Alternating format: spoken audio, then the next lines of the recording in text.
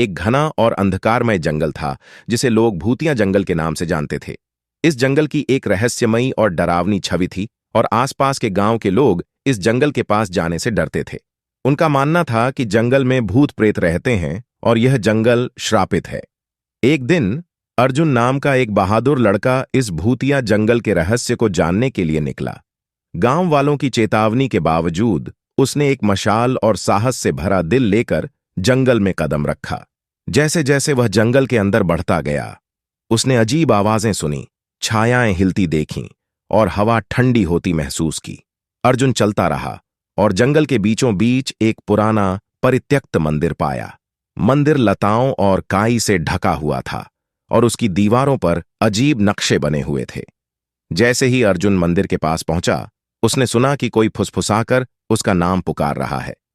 डरते हुए भी उसने उस आवाज का पीछा किया और मंदिर के अंदर चला गया। अंदर उसे एक पुरानी धूल भरी किताब वेदी पर रखी हुई मिली। जैसे ही उसने किताब खोली, एक भूतिया आकृति उसके सामने प्रकट हुई। यह आकृति एक पुराने अर्षि की आत्मा थी जो कभी उस जंगल में रहा करता था। अर्षि ने अर्जुन को बताया कि कई साल पहले यह जंगल एक शांतिपूर्ण और समृद्ध स्थान था, लेकिन एक दुष्ट जादूगर ने इस जंगल को श्रापित कर दिया और जंगल के निवासियों की आत्माओं को मंदिर के अंदर फंसा दिया। अर्षि ने बताया कि केवल एक बहादुर व्यक्ति ही उस श्राप को तोड़ सकता है, जिसके लिए उसे किताब में वर्णित एक अनुष्ठान करना होगा।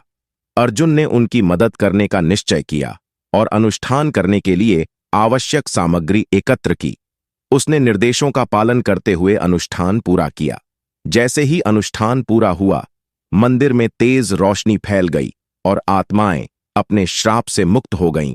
अर्षि की भूतिया आकृति ने अर्जुन का साहस के लिए धन्यवाद दिया और आश्वासन दिया कि अब जंगल भूतिया नहीं रहा। आत्माओं के मुक्त होने के बाद जंगल फिर से फलने फूलने लगा। गांव वालों ने अर्जुन की बहादुरी के बारे में सुना और उसके स्वागत में खुशी मनाई। अब वे उस जंगल से नहीं डरते थे। उस दिन के बाद से जंगल को भूतिया जंगल नहीं बल्कि पवित्र जंगल के नाम से जाना जाने लगा, जहां फिर से शांति और समृद्धि का वास हो गया और अर्जुन को उस नायक के रूप में याद किया गया जिसने अंधकार में रोशनी लाई।